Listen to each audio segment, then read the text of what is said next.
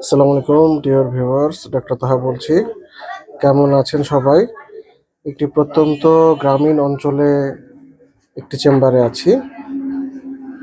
আমার চেম্বার যে সবই সাজানো গোছানো এসিওয়ালা সমৃদ্ধ তা নয়, দরিদ্র ব্যক্তিদের সেবা প্রদান কল্পে একদম প্রত্যন্ত অঞ্চলে গ্রামীণ সেটআপে এটি একটি গ্রামীণ চেম্বার, যেখানে স্বল্প খরচে রোগীদের উন্নত মানের চিকিৎসা সেবা দেওয়া হয়ে থাকে। যথারীতি কিছু ঝড় হয়েছে, একটু বৃষ্টি হয়েছে, বিদ্যুৎ নাই। বিদ্যুৎবিহীন অবস্থাতে আপনাদের সাথে সংযুক্ত হলাম। কেমন আছেন সবাই? বর্তমানে আবহাওয়াটা একটু অন্যরকম, অর্থাৎ মাঝে মাঝে অনেক গরম, আবার বৃষ্টি হচ্ছে, ঝড় উঠছে।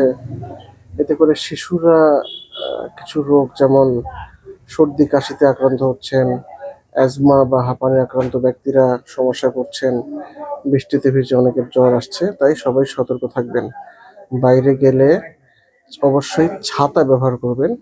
আপনার যে ছোট শিশু আছে তাদেরকেও ছোট ছোট ছাতা ব্যবহারে উৎসাহিত করেন। এতে যেমন প্রখর রোদ থেকে তারা বাঁচবে, বৃষ্টি থেকেও প্রাথমিক সুরক্ষা পাবে। প্রচুর পরিমাণে পানি খান। গড়ে বলা যায় একজন পূর্ণবয়স্ক মানুষের বর্তমানে যেহেতু প্রচুর ঘাম হয়, এই জন্য কমপক্ষে 16 থেকে 18 গ্লাস পানি খেতে হবে। শীতকালে বা অন্যান্য সময় 12-14 গ্লাস পানি খেলেই হয়। এর পাশাপাশি শরবত, অবশ্যই আমরা বলছি যে বাজারে যেগুলো জুস পাওয়া যায় কৃত্রিম, সেগুলো বেশিরভাগই ভেজাল এবং নানান রকম কৃত্রিম উপাদান সমৃদ্ধ, সেগুলো নয়।